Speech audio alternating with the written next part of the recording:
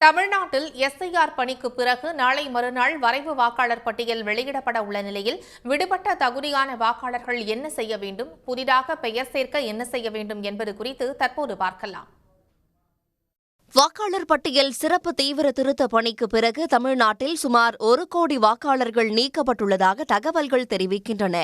இந்நிலையில் வரைவு வாக்காளர் பட்டியலை அங்கீகரிக்கப்பட்ட கட்சிகளின் முன்னிலையில் அந்தந்த மாவட்ட ஆட்சியர்கள் வெளியிட உள்ளனர். இந்நிலையில் வாக்காளர் பட்டியலில் பெயர் இடம்பெற்றுள்ளதா என்பதை எப்படி பார்க்க வேண்டும், பெயர் இல்லாதவர்கள் அடுத்து என்ன செய்ய வேண்டும் என்பது குறித்து தேர்தல் ஆணையம் விளக்கம் அளித்துள்ளது.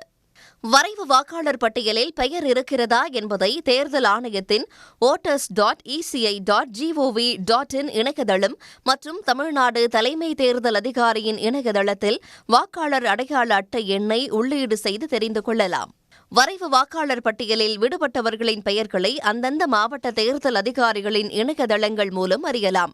அதாவது இறந்தவர்கள், தொடர்பு கொள்ள முடியாதவர்கள், இடம்பெயர்ந்தவர்கள், இரட்டை பதிவு உடையவர்களின் விவரங்களை அறிய முடியும்.